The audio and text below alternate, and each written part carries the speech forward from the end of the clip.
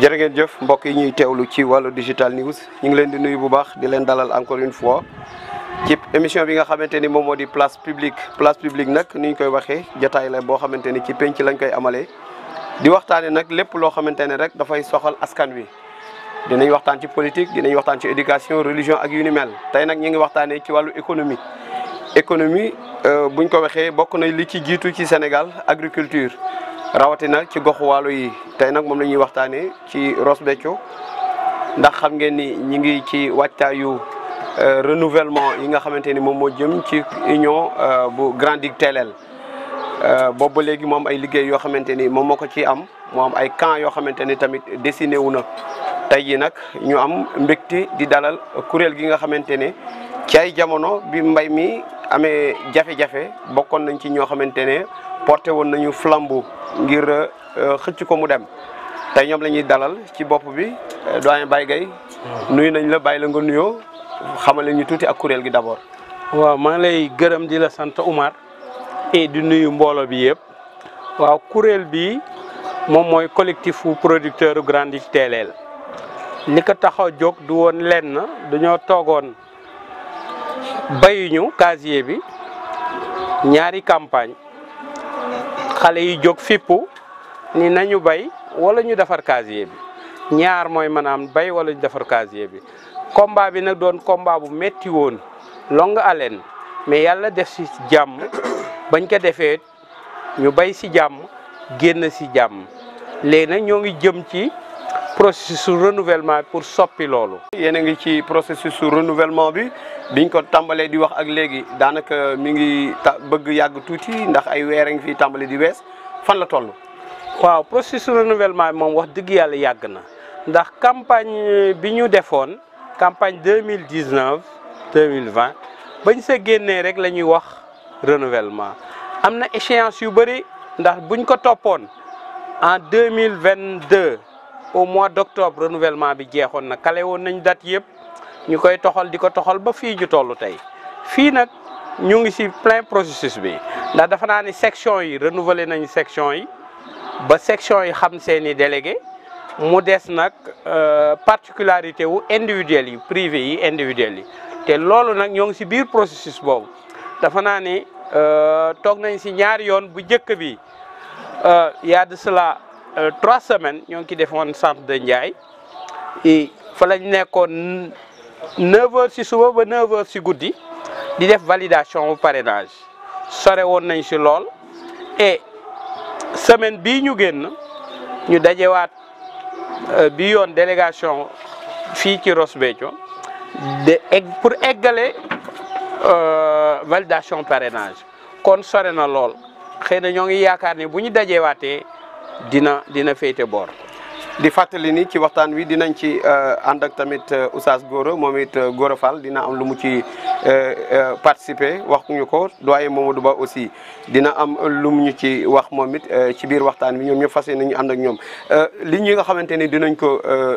appuyer waat tuuti rek mooy ci wàllu renouvellement bi ba tey dañu gis ni dafa am ay camps yoo xamante ni dañoo dessiné wu ndax loolu mooy les bonnes stratégies par rapport ak ni ñu war a xëccee mbay mi. waaw xëy na loolu du mën a ñàkk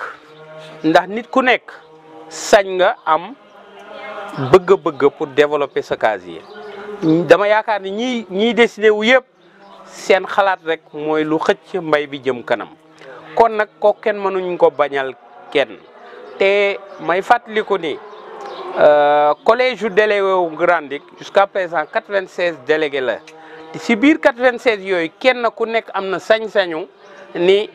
man am naa mébét diriger Grand Digue apporter changement yi ko kenn mënu ko bañal kenn mais l'essentiel nañ ko tegee ci yoon bu calme ak ay projets yu wóor pour mën a développer loolu. mais dialogue de sourds bi moom moo xaw a inquiété. non dialogue de sourds mën naa ni xëy na du ci mën a ñàkk ndax su fekkee comité Grand Digue daf fi nekkoon jiite lu mat 12 ans am ci lu baax am ci lu bon ñëpp gisal ko seen bopp xam li ci xew. te ñoom ba ñuy xeex naan nañu bay ñu xeex ni duñu bay kooku tey jii ak position foog lii mënul a ñàkk mais tôt ou tard dinañ retrouver wu tôt ou tard ndax rek li ñuy wax même xeex bu doon guerre it si waxtaan lay mujjee mais waxtaan bi tôt ou tard dina am kañ lay am xaw ma ko bu doon ñun suñu sago bi doon li ñu bëggoon avant ñuy commencer sax renouvellement ba ñu nee dañuy bay rek la ñuy toog waxtaan ñu bokk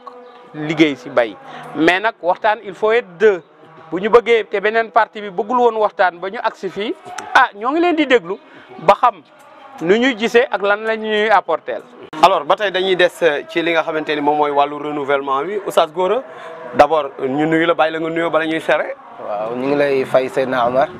di nuyu ñi fi teew waaye di nuyu Ross Béthio yëpp di nuyu Sénégal yëpp asalaamaaleykum wa rahmatulah wa barakaatu. voilà ba tey dañuy des ci wàllu renouvellement bi yaa ngi jiite section 1 d'ailleurs mu mel na que liggéey bi am na lu des loo xamante ne bokk na ci li yéexal renouvellement bi. indil ñu ci ay leeral. waaw kay dëgg la li nga wax Omar dëgg la section 1 dinaay dégg ñuy wax naan renouvellement section 1 dafa am ay problème mais section 1 renouvellement moom amul benn problème ndax dañu ko renouveler comme ni ñuy renouveler section yëpp te moom sax renouvellement moom li may wax man dama yaakaar ni moom moo gën a war a valable ndax SAED ñoom ñoo ñu jox convocation woo membre section 1 jox ma convocation man en tant que président bépp membre bu bokk ci section bi ma jox ko li nga xamante mooy convocation bi ñu war a wuyu ci SAED pour renouvellement benn camp boo xamante ne ñoom ñoo yore woon section bi ñoom lànk ni du ñu dem SAED léegi nag man ñi ànd ak man ñëpp ñu ànd dem SAED kon section bi loolu moo indi loolu la ñuy wax naan renouvellement dafa am problème mais amul benn problème képp ku bokk ci section bi keroog ba ñu war a renouveler SAED yëg nga ni dañu war def renouvellement SAED ba ñu demee woo nañ sax ay membre personne ñu ni yéen dem leen lu ngeen fa def baax na waaye ñoom lànk nañu bañ a ñëw ka nga xamante ni moo fa nekkoon muy monsieur Alassane Ka mi nga xamante ni moom la SAED yabaloon mu waxtaan ak ñun ki nga xamante ni moo yore woon suñuy crédit muy jibi mu sant que mu def bilan mais mënul def bilan ba mujj enfin ñu mujj renouveler ñu ne après ñu xool bilan bi nu ñu koy régler. waaye yow Oustaz nag bu fekkente ne renouvellement dafa am ci kuréel ñëpp war a wuyu ji ñi wuyu jiw na. mbaa loolu du sooxe liggéey bi. waaw kay loolu nag am na lu ci nekk. mooy section bi dañoo dem SAED réunion section yëpp daje fa. ñoom waa SAED joxe laaj section yi chef de section yi. kenn ku nekk ban date nga war a jël pour man def sa renouvellement section yëpp jël boobu man maa nga fa man ma jël date bi ma jëlee date ma informé képp koo xam ne bokk nga ci section bi ba ña nga xamante ne sax dañoo dëkkuñu si dëkk bi lu mel ne que ñu dëkk gàddaak xam nga section bi dafa yaatu section 1 dafa yaatu ñoo ñëpp ñu bàyyi seen liggéey ñëw teewee réunion boobu heureusement ki nga xamante ni moom moo waroon teewal SAED muy monsieur Alhaji Diop mujjul ñëw. Ngom Diop mujjul ñëw moom mu faisité réunion boobu mais ki nga xamante ni mooy monsieur Souleymane Diakhaté teewoon na réunion boobu mais en fait dara mujj fa sotti ba yàlla dëgg réunion boobu tas noonu fekk boobu vraiment képp ku bokkoon section bi keroog teewee nga ko. waaye jamono bi ñuy taxawal mbir mi kuréel gi ci xaaj bi tey boo ko doon natt ñaata xaaj ñoo fa teew ndax nag kuréel boo ko xaajee ñeenti xaaj war nga ñu mën a wax ndax ñaari xaaj ya teew nañu wala benn baa teew wala. waaw keroog ba ñuy taxawal renouvellement bi boo fekkoon da nga xaaj section bi ñetti xaaj ñaari xaaj yi teewe nañu boo xaajoon section bi ñetti xaaj ñaari xaaj yi teewe nañu ko. kon tey jéego yi seen waxtaan ak kilifa yi fan la toll ndax nangul nañ leen jéego boobu. waaw jéego boobu ñoom il faut que dañ koy nangu. waaw non waxuma nag il faut que ndax il faut moom sa xalaat la yow Oustaz. waaye kilifa yi ndax ñoom nangu nañ ni loolu valable na. dem nañ foofu nangul nañu ko ndax li tax mooy dem nañu si ñoom wax ak ñoom li nga xamante ni mooy charte yi nga xamante ni moom la section bi doxee. xam nga bu la joxee date bi fausse si SAED ñu joxaat la date ñu ñëw teew. ñu ni nañu def bilan ñoom waa SAED jox ñu date jox ñu ni nañu ko def ci suba si à 9h ñu woote 9h ki nga xamante ni moo war def bilan bàyyi ba 1h30 mu dooree ñëw pour lan gàllankoor bilan bi pour renouvellement bañ am. loolu mujjee loolu amul muy deuxième daje ñu daje troisième daje ci SAED ñoom tabaarkalla ñoom ñu boycotté mais ki nga xamante ni moo yoroon wàllu kii bi ñëw na ñu def loo ko bilan deful bilan ñu renouveler renouvellement bi maa ngi dégg ñu naan section 1 dafa am problème mais benn problème amu fi amul benn problème amu fi renouveler nañu section bi loolu moom jeex na passé nañu ko SAED loolu ñoom xam nañu ko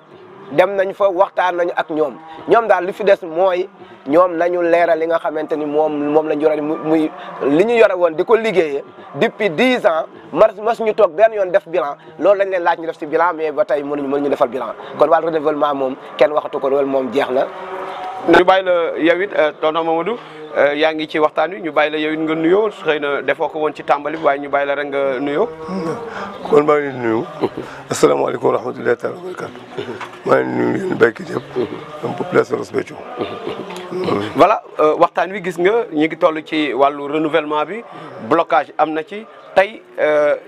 ban situation nga gis ni moom moo bloqué liggéey bi. bon li président Baye ngay wax exactement loolu moo bloqué liggéey bi man xëy na bu ma doon wax dama wax leneen li nga xam ne bu renouvellement pare woon xëy na loolu beneen gàllankoor la parce que casier bi comme on dit kenn mënu ko liggéey te comité taxawul kenn mënul def aussi réflexion casier bi te comité taxawul man foofu lay waxee dama ni SAED ñoo war a def pressing ñu renouveler le plus rapidement possible suñu bëggee dem campagne comme ñun ñu ko bëggee automatiquement ñu jox les heures de grade pour les réflexions pour ñu terminer parce que ñi si am réflexion néew mooy ñi nga xam ne entreprise bi de démarrer quelques heures mais 95% casier bi kenn réflexionné wu ko ça demande des heures loolu blocage la parce que bu ñu toogee nag renouvellement defuñu loolu même bu loolu bu ñëwee day tardé dootuñu mën a béy te ñun dañu yàkkamti pour béy. kon nag nga jàpp ni yéexaay bi SAED am na ci responsabilité. bu baax sax parce que war na tax moom war na président parce que SAED moo ñu yëf ñun ñëpp moom moo géré casier bi xam na casier bi mu def sans comité que SAED mën na def président kii bi taxaw su taxawee immédiatement am na lu paysans yi bëgg ci casier bi muy réflexion les heures de régie mu débloqué ko tout de suite ñu def ko parce que bu loolu du sotti parce que heure bi war na fekk ñu ruuj wala fekk ñu réflexionné mënuñu ko def parce que comité amul te bu ñu jox heure yi comme ni ñu ko joxoon bu njëkk problème day am parce que comme cas yi ñaari cas yi ñu ngi xëccoo buñ ma ko joxee may gérer ko xëy na ñu daañu wax leneen buñ ko joxee ñooy gérer ko xëy na ñu daañu wax leneen donc il faut comité taxaw pour les heures de régie mu mun a. kon baa xëccoo bi nekkul tamit loo xamante ni mi ngi leen di ñàkkloo yéen ñëpp. mais ñàkkloo bi bu ñu ñàkkee SAED la SAED moo war a insister. kon tey SAED moom mooy le principal responsable. voilà SAED moo war a taxaw lii nii renouveler ku fi nekk fi ku fi nekk nañu mu demande les heures qu'il faut pour les paysans ñu liggéey mu jeex waaw. doyen Baye Gueye dañuy dellu si waat ci yow tuuti nga wax ñu tey par rapport ak processus de renouvellement bi nga processus d'assemblée générale bi nga xamante ne ba tey mi ngi continuer di am retard tey retard yi au-delà de la SAED fan la situé wu exactement pour organisation assemblée bi en tant que tel. bon ça ma de waaw Oumar jërëjëf si sa question retard yi fi mu toll lenn la mooy section yi daanaka jeex na féete na boor. Oustaz Gora muy président wu section 1 indi na leeralu processus renouvellement wu section 1 dox nañ sa lañ sa doon dox wax seeg ñañ ci waroon wax yëpp si loolu lañ section 1 nag la mu dese moo dese ñëpp mooy bilan financier ndax section yi fi renouveler yëpp dañoo am problème mu bilan financier buñ ko doon xaar bilan financier du ñu renouveler ñu ni kon nañ suspendre bilan financier bi renouveler bu ñu renouveler ba pare ñañu toog ñu war a saytu loolu ñooñu saytu seen bor fa mu nekk kooku c'est valable pour toutes les sections kon mënuñu dégg ni section 1 am na problème ndax problème boobu section yëpp ko bokk renouveler nañ ko acté nañ ko def nañ procès-verbal ou renouvellement yi loolu ñun mu ngi suñu ginnaaw fi ñu taxaw nag tey jii mooy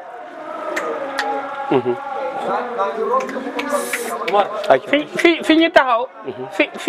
fi ñu taxaw tey jii moom mooy problème mu individuel yi nag dafa am particularité individuel yi mooy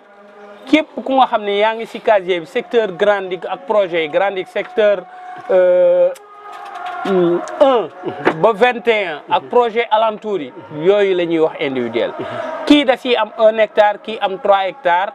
processus bi nag li ko yeexal du lenn lu dul Grand Digue Téélé dama leen di fàttali si li mu renouvelé woon bii passé ñii fa nekk di xëccoo tey jii ñoo ngi renouvelé woon sur la base de 2400 hectares muy 96 délégués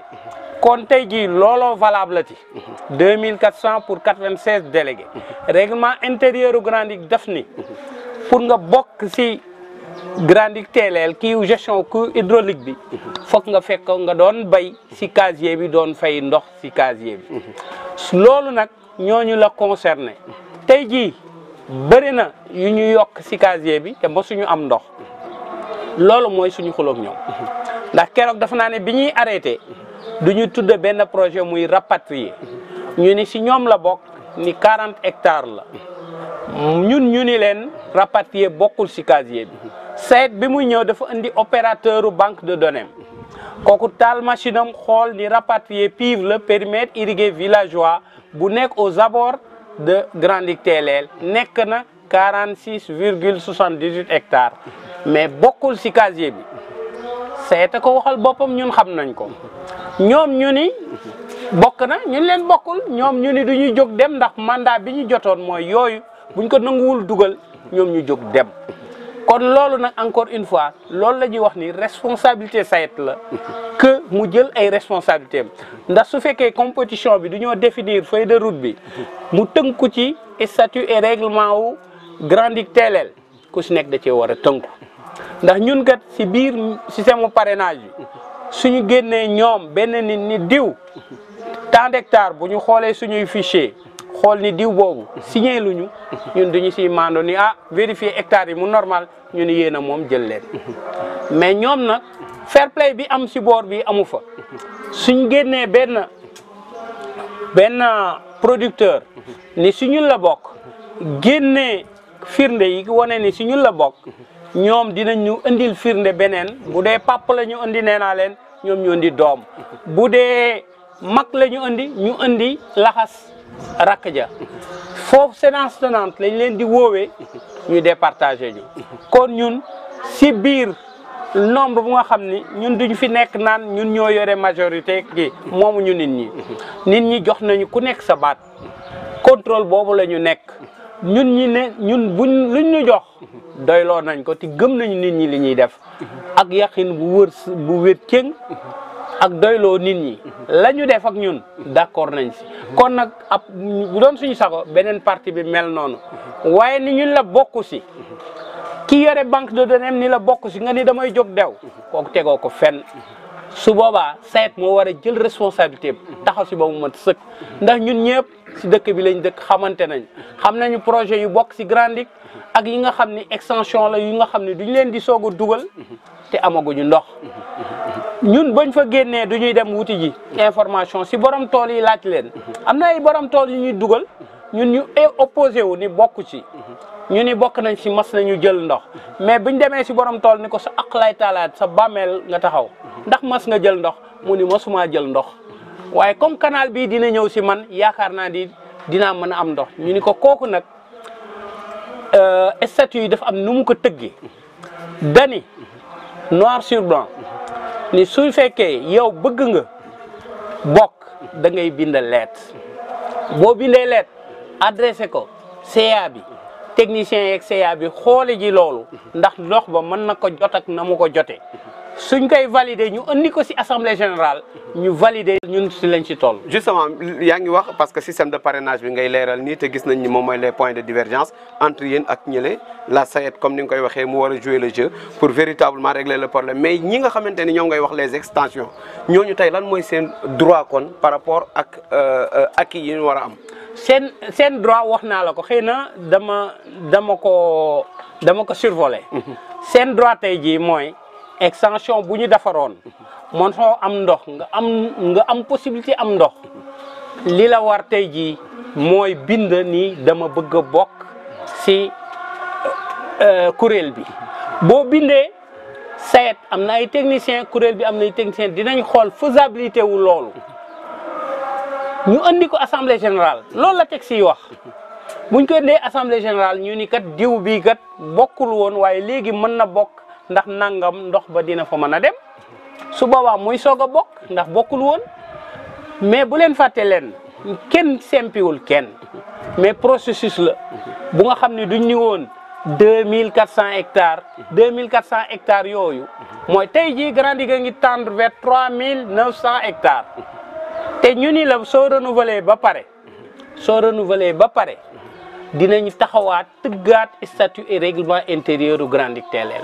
kon précipitation bi jaru ko ci. doyen li ma bëgg mu leer parce que ñi ñuy déglu tamit dafay baax trop li ngay wax ni ñu comprendre que parce que su fekkente ne da nga wax extension bi bokk na moom il est branché au système d'irrigation donc tant que jëlagul ndox mënugul am droit de vote loolu la. waaw dama ni la droit de vote bi duñ ko calé si existant bi fi ne 2400 hectares. ki mos a jël ndox. waaw parce que boo duggee ci existant bi rek nag mën nga ñu wéeral. waaw dama ni 2400 hectares yi daan jël ndox représenté 96 délégués représenté leen xam nañu assemblée générale ñan ñoo doon délégués yi 96 yooyu tey jii nag texte yi moo ñuy tënk texte yi moo wax loolu moo wax na ngay bokkee kon logiquement boo nekkee projet wër gazier bi ñu defal la tuyau ñàkk la defal tuyau soo bëggee ndox da nga war a adresser une demande foofu ñu xool faisabilité bi. est-ce que demande yi demul. non demande yi même bu demee mënul bokk ci compétition bi loolu laa la bëgg a wax ça ne veut pas dire que ni du ñu am ndox mais compétition bi laa ne dañ ko am nuñ ko réguler. donc bokkuñu ci les votants alors. waaw bokkuñu ci votants yi mënuñoo bokkagum ci votants yi lu dul ñu dem ba accepter seen demande assemblée générale valider ko kooku règlement intérieur Grand Duc Téléel moo ko tënk du man du yow du keneen c'est écrit noir sur blanc te ñoom seen bopp ba ñu demee bëgg ko jëkk jàllale le jeudi ñun duñoo yëkkati règlement intérieur Grand Duc teg ci table waa SAED yëkkati règlement ni leen léegi lan ngeen bëgg ñu jalgati règlement bi ñu ni non non non c'est-à-dire war ngeen wut pexe ñu leen pexe bi mooy yéen vous dirigez l'union de Grand Duc Téléel kon vous êtes censé protéger texte yi les régir Grand Duc Téléel kon ki war a kii jalgati keneen la war a doon waaye warul doon ki nga xam ne moom moo habilité wu protéger wu casier bi kon ñun loolu rek la ñu wax qu'on respecte les textes ndax dee nañu textes yi bu parfait bu parfait wul am na nuñ koy changer te wax nañu kañ lañ koy changer dafa naa ne changer ko avant dafay xaw a jafe ndax lu mu laaj ndax toujours ay délégués koy valider moo tax seet ni leen woon suñu paree renouvellement dina am commission technique bu planché wu ci texte yi wutal na ko dat sax pour jàmbaraat indi ci modification ndax jafe-jafe yi ñu am yu bëri xëy na inadéquation wu texte yi la. yan point bloquant moom moo amaat yoo xamante ni jàpp ngeen ni dina gàllankoor processus assemblée générale parce que foog ngeen dem assemblée pour mën a bay tamit. man de gisuma blocage su fekkee nit bu nekk dafa jouer le jeu def aqulaay taalam def liñ ko sant man su ma nee Omar Ndiaye bii man la àndal nga prouver ni yow la àndal man dama lay bàyyeeg sa Omar Ndiaye loolu lañ sant kooku dafa yomb su boobaa nga xam ni yow ñaata délégué nga téye kii xam ni ñaata ñu def convocation au délégué yi encore une fois amul kenn ku mën ni délégué bii man lay votel ndax délégué bi est souverain xam na boppam lu baax mën nga ni tey jii si yow la nekk suba moom mu xalaate ni lii moo gën wala suba sax mu ni man tiens balaa may soutenir kenn man am naa capacité diriger damay tàllal sama loxo kon loolu nit ñi foog ñu yóbbaale ko du Grand Duc Téléel wala collectif bi kenn moo ci am monopole candidat damay wax encore une fois 96 délégués yëpp ku si nekk am na sañ-sañu tàllal loxom ni bëgg naa l'essentiel li nga tàllal sa loxo na nga ko assumer pour yóbbu casier bi fi ñu ko yaakaar loolu moo si am solo. tiraillement bi luy conséquence bi. tiraillement bi conséquence mooy tardé bi ndax tiraillement bi dafa yàgg su fekkee ba nga commencé ni dama bëgg a bay rek ñu gis ni casier bi taxaw na mënul dem ñu ni dama bëgg a bay rek ñun ñëpp ñu daje woon xool nañu bayee kon weesu kon nañu fi mais tiraillement bi dafa ñu continuer di topp tey jii boo même travaux Grand Duc yow booy wax njariñ pour ñëpp bokk ko ñëpp du ñuy gis ni xëy na seen prestige lay defar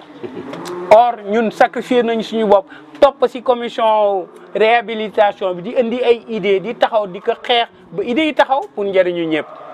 waaw tiraillement bi loolu lay indi tardé mais nag encore une fois waxoon naa la ko ni pour waxtaan ñaara ko séq man su ma bëggee waxtaan yow bëggoo ñu waxtaan it mënuñu waxtaan mais ñun ñoo ngi déglu ñu bëri woo nañ ñu ci waxtaan je crois que ni parrainage bii rek suñ ko doxalee ci yoon ba pare man leer na ma ni waxtaan dina am mais nañ ko bàyyi mu dem ñun toog nañu ñi ko fekkee woon ñoo ngi fii si grande salle bi dernier jour parrainage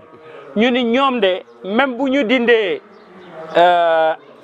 yi nga xam ne du ñu bañ mu dugg même bu dul loolu ñoom sont majoritaires seen xel dal na ma ni leen ngir yàlla comme seen xel dal na ñu toog leen si table bi ngeen dóor ñu jóg tàllal leen loxo bàllu leen ak te jóg dem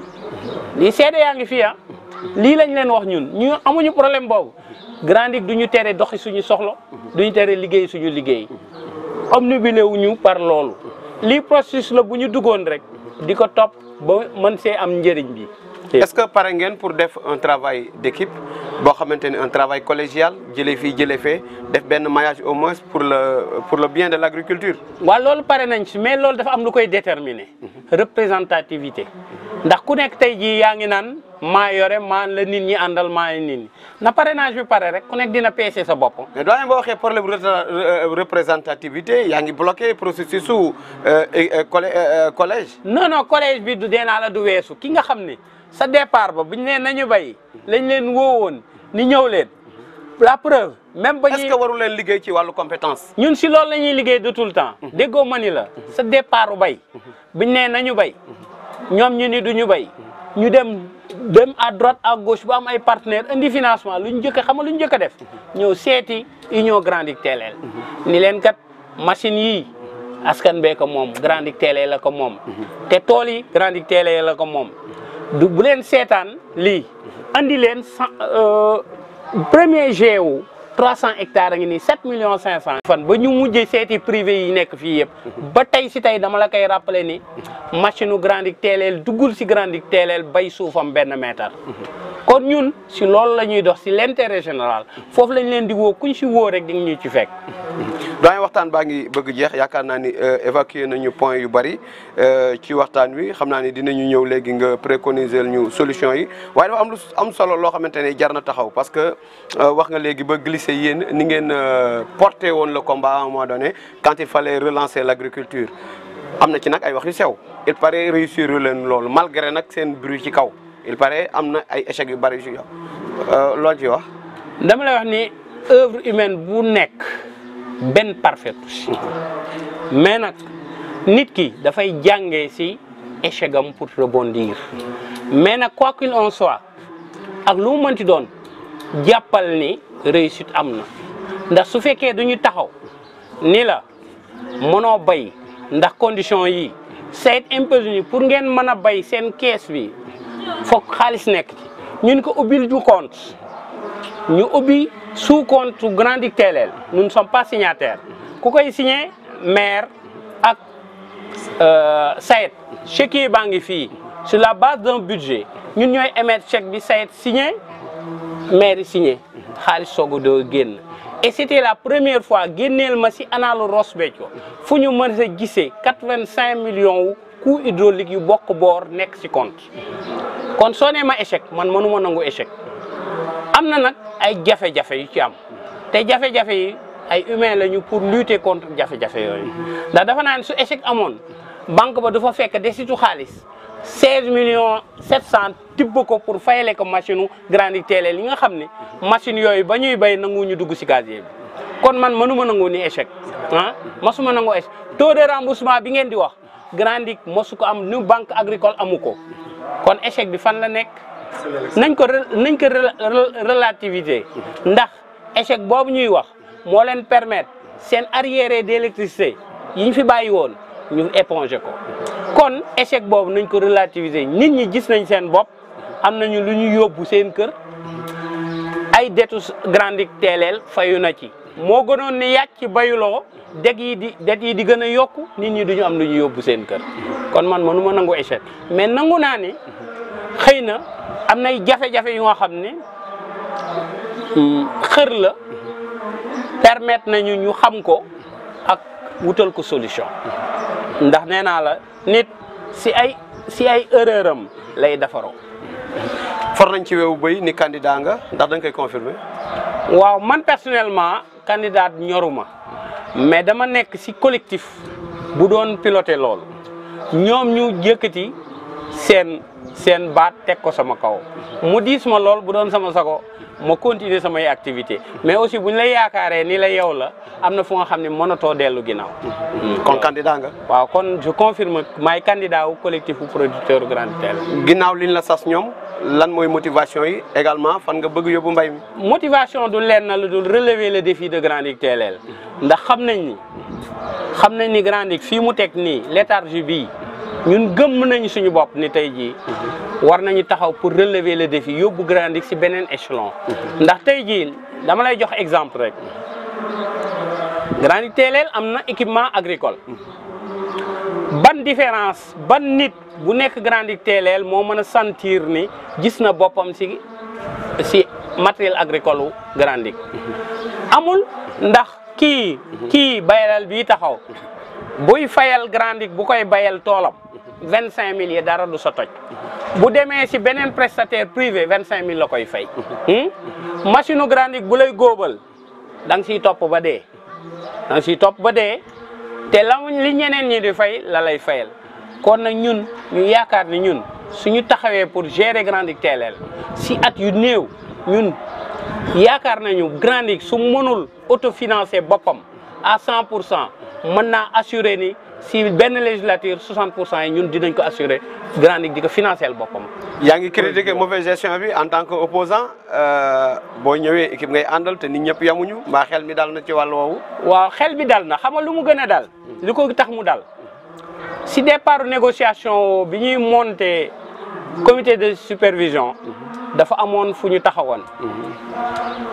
si xuloowu trésorier poste ñu naan ñoom ñooy doon trésorier yi ñu naan doon trésorier ñu ni leen jamono day dox ñun soxlawuñu liggéey ak trésorier ndax comme que rek pour wóolute am wóoluwuñu leen te am nañu raison yi tax wóoluwuñu leen yéen am ngeen raison yi tax wóoluwu leen ñu kon nañ def leen loolu ñun ñoo ko jëkk a def amu fi woon nañ ñu ubbil compte képp kuy fay coût hydraulique ñu ventiler numéro compte bi mu demal boppam banque fayal boppam téye ñun mode de gestion boobu la ñuy wax bañ toogee ak directeur dañu ñu li ngeen def de man jëlee naa si jàngat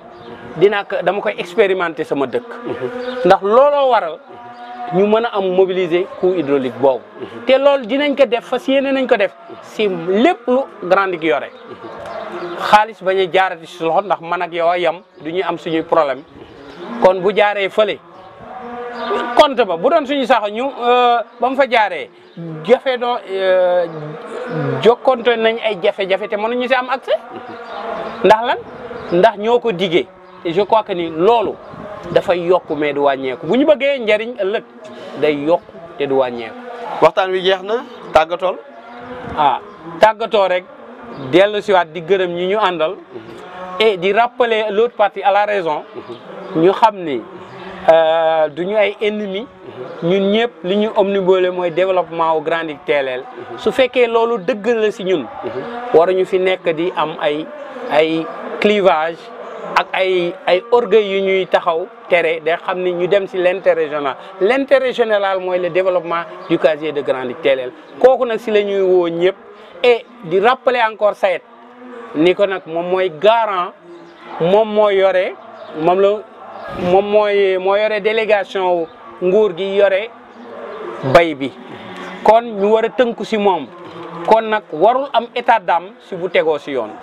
ndax ñun buñ amee si yoon duñ si teg te nag ñoo ngi ko si xaar ndax fi mu nekk nii épuisé nañu suñu moyens yëpp de communication bu dee courrier toog nañoo ak sous-préfet alerté envoyé courrier bu dee directeur jot na courrier bu dee ñëpp jot nañ courrier léegi nag bu ñu mënul am li ñu bëgg jàmbaarloo moo si jës te fa la ñu jëm te bëgguñu ko ñoo ngi retenir nit ñi pour bañ a dem si dynamique boobu te vraiment buñ ñu poussé si dynamique boobu li leen di ñaan rek ñu continuer encadrer nit ñi teg mbir yëpp si yoon si ñëpp la fi nekkal buñ ko fi tegee rek kenn du mer ku mu dal sa kaw nga xam ne yoon a dal sa kaw. macha allah jërëjëf macha allah Oustaz ñu bàyyi la yow it nga tàggoo bokkoon nga ci waxtaan. pexe yi moom comme ni ko doyen Baye ngay waxee rek. nga tàggatoo waale ko rek. mbir mi moom si loxo Sayet la nekk. comme ñooy suñu kilifa ñooñu woo liggéey ba mu toll fii lépp ñun ñoom la ñuy déglu rek waaye section 1 moom ñu xam ne moom loolu moom passé na renouvellement moom waxatuñu ko loolu jeex na man maay président section 1 kooku moom nan la leer si bopp ñëpp loolu moom mooy kii beneen bi mooy ñu ngi woo ñëpp si jàmm ñu liggéey rek su ko defee suñu